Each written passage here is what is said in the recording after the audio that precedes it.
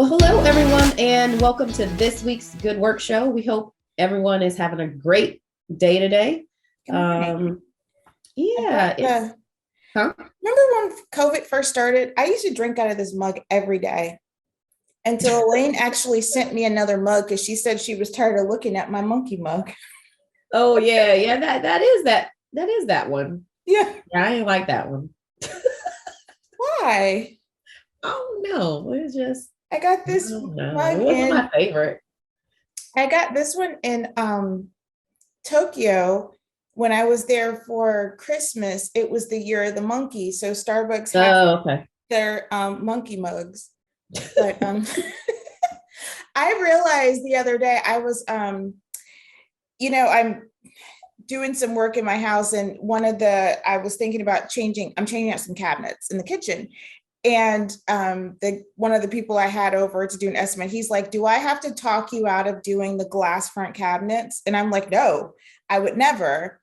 Because he's like, everybody sees them on like HGTV or whatever. And they're like, oh, I want the glass front cabinets. And I said, well, none of my coffee mugs match. So no, I don't. Because I buy coffee mugs when I go to places, like I collect them. So all of my coffee mugs are like, oh, when I was here, when I was there, when I went to go visit this thing, so they all have some sort of meaning, but they don't match. So I'm like, no, that would not be something that anybody not what you signed it up for. No, I'm like, I don't have pretty decorative dishes that you could have a glass front cabinets for. Yeah. But anyway, that's not what we're here to talk about today, but that is, well, we talked about it. We did.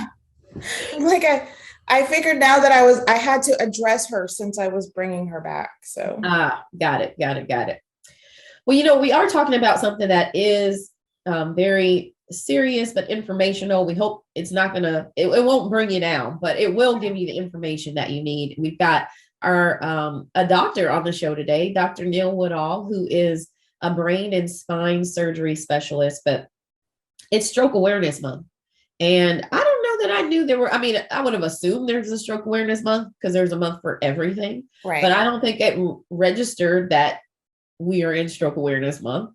But it's definitely information that people need to get out there. I know I've had people who are in my family, who are family and friends, who have either thought they had strokes, had symptoms of strokes.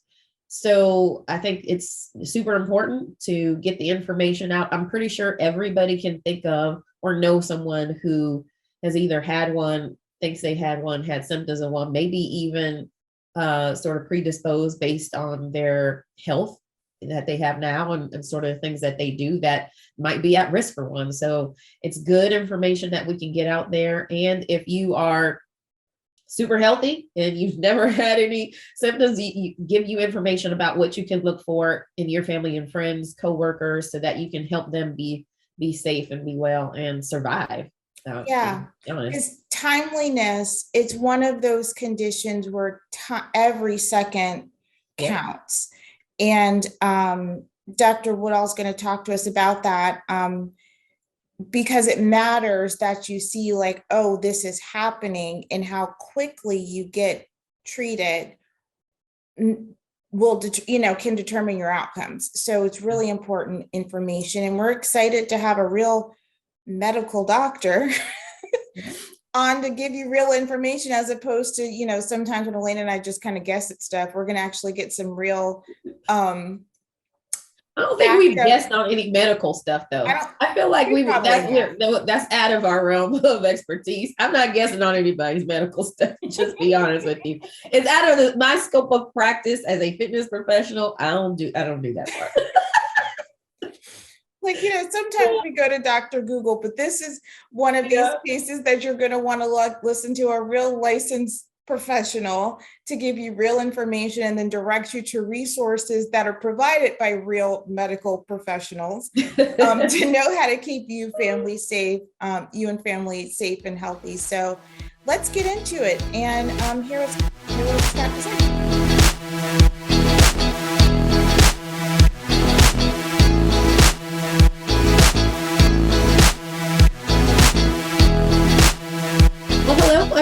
and welcome back to the Good Work Show. We're excited because we are talking about something that we hope everyone finds informational. We think you will. We have a doctor on it. I feel like this is the first time we've had like a medical doctor on the show. I think, Shanice, we've had maybe like doctors in other industries and areas, but I don't know that we had like a medical doctor on before. I don't think so. This could be the first. This could be the first for the show. I'm trying to think if there are any other questions. I actually don't have any ailments today. Usually it's like I have a weird headache and I call my best friend who's a doctor and I'm like, can you tell me what's going on? But of course, today we have a doctor right here. I don't have any issues. Well, you know what, everyone, we'd love for you to welcome to the show Dr. Neil Woodall, who is a brain and spine surgery specialist. Welcome to the show. Thank you so much for having me. Absolutely. So should we call you Dr. Woodall? Or call me Neil, either way. Okay. I you know what? I like to give people their, hey, you worked hard for that doctor. I call you Dr. Woodall. That's just me. So we are here talking about something super important. I hope there's really great information that people are going to get from here, but lots of practical information I know you're going to share with us that people should take to heart and hopefully to memory. But we're going to be talking about Stroke Awareness Month.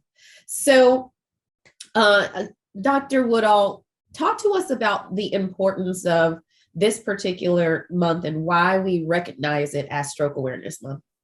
Yeah, so, stroke is a disease process that's incredibly time sensitive, and that whether you're a candidate for medical treatment with intravenous clot busting drugs, or whether you're a candidate for a rescue procedure like a thrombectomy where a clot gets retrieved, we have really good evidence that tells us that early recognition and early treatment improve outcomes. And so it makes it especially important that we can recognize stroke in those around us, and we see patients all the time that get to treatment earlier because they had a family member or a friend that knew the signs of stroke and alerted EMS and got them right to the hospital.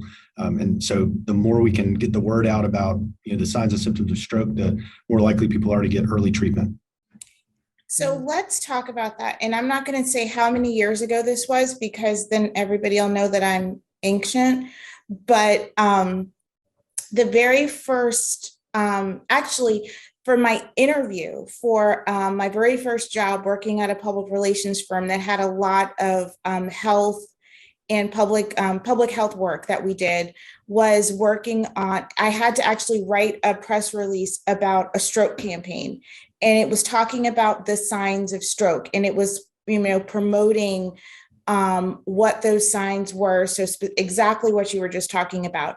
So I think that's might be a really good place to start. What are those signs if you're with somebody, if something happens to you and you're by yourself? How do you recognize, oh, I could be having a stroke? Absolutely. So a stroke generally is a sudden change in your neurological status. And there's a great acronym that's easy to remember. It's BFAST, BEFAST. So if a person has a sudden change in their balance and their ability to walk, if someone has changes in their eyes, that's the E. So like sudden double vision or sudden blurred vision, or deviation of their eyes to one side or the other. FAST is facial drooping, which I think most of us can recognize. If someone has facial asymmetry, you can ask them to smile and see if one corner of their mouth is drooping down. And then the speech. So I skipped A, but A is for arm. So if arm weakness, you can have them hold their arms up like this and see if one arm drifts down. And then speech. So if someone can't understand what you're saying, if someone can't get their words out, can't repeat a sentence back to you, those would all be things that would trigger you to just call EMS, call 911 and get that person evaluated as quickly as possible. Just be fast. Yeah. You know what? I don't know that I remember the B part. Was it only fast at one point? That's right. And Okay. So they've realized that we can pick up a few more, some of the harder to diagnose strokes if we add on those other two criteria, the balance and visual changes can help us detect those in the community, amongst our peers and friends and family, if we include those symptoms on that list. Wow. Okay. So, interestingly enough, we're in the South, we're in Georgia, and Georgia is known as America's stroke belt, which isn't necessarily a moniker that we want to have. tell us a little bit more about that and why it's so important for those who are in our state to be aware of BFAST and the signs and symptoms of stroke. Yeah, you're absolutely right. For a variety of reasons, our region of the country, we have an increased incidence of stroke and cerebrovascular disease in general. One of the really exciting things that's happening in Georgia right now is a campaign called Get Ahead of Stroke. And it's a campaign that's been going on around the country through the Society of Neurointerventional Surgeons, and which is sort of a collaborative group of interventionalists from lots of different backgrounds. But the goal of Get Ahead of Stroke is to organize stroke care in a way that gets people with the most severe strokes to treatment as quickly as possible. And that's happening right now in Georgia. And they've had success in some of our neighboring states like Tennessee, North Carolina, Florida. And what that is, I think a lot of folks may be more familiar with, the trauma system, right? We have these big trauma centers like Grady is a great example. And, if you're in a bad car wreck on 75 south of Atlanta, your EMS is going to take you to a level 1 trauma center. You're going to Grady. You're going somewhere that has trauma surgeons and knows how to handle that problem.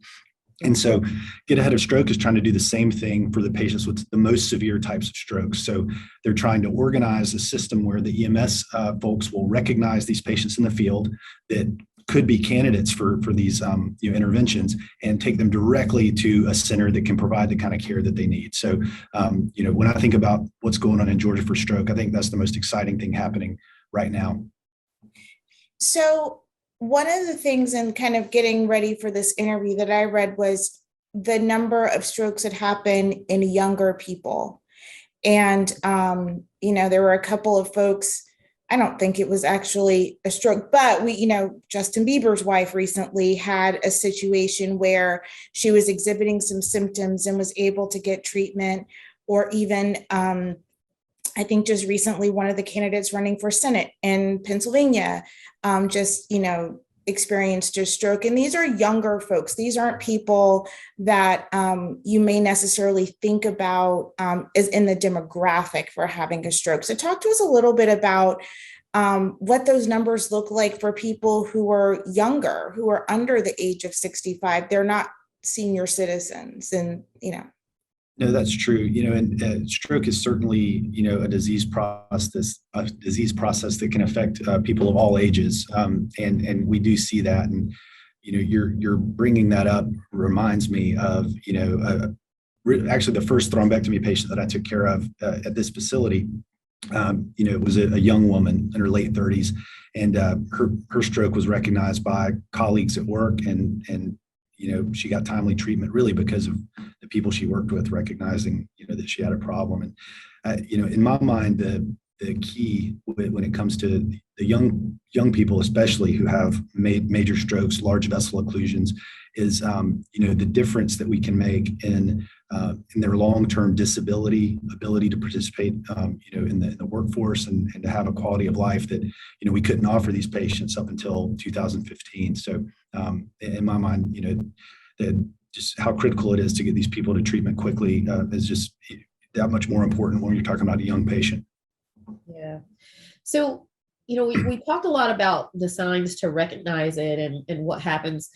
What about prevention? What can people be doing now? What are the things that, quality of life, things that they're eating, exercise? I'm sure lots of people have heard those things before, but because now, just the point that you and Trinice were making about, stroke happening at folks, to individuals who are younger in age, it's so important to kind of highlight those things that could potentially, prevent people from having a stroke or even having any other elements that could be detrimental to their health. So can you talk a little bit about that, Dr. Woodall? Absolutely. Yeah. And that's so critically important and something that as a surgeon, it's, sometimes we don't spend enough time thinking about, we're thinking about the intervention when something already has happened, but you're absolutely right. I mean, preventing these things in the first place is so much more important.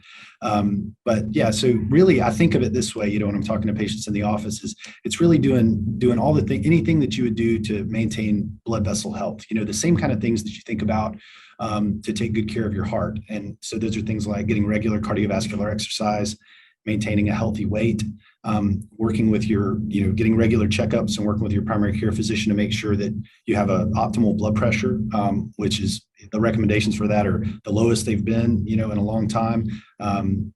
Making sure that your cholesterol is well maintained. And these are lots of things that respond, to a moderate or low calorie diet and regular exercise. Most of these things your body will do on its own, but certainly those things can be challenging. But those are the main issues. And don't smoke. That's the other thing, is avoiding the use of tobacco products. Those are really the biggest things we can do to reduce our risk for stroke.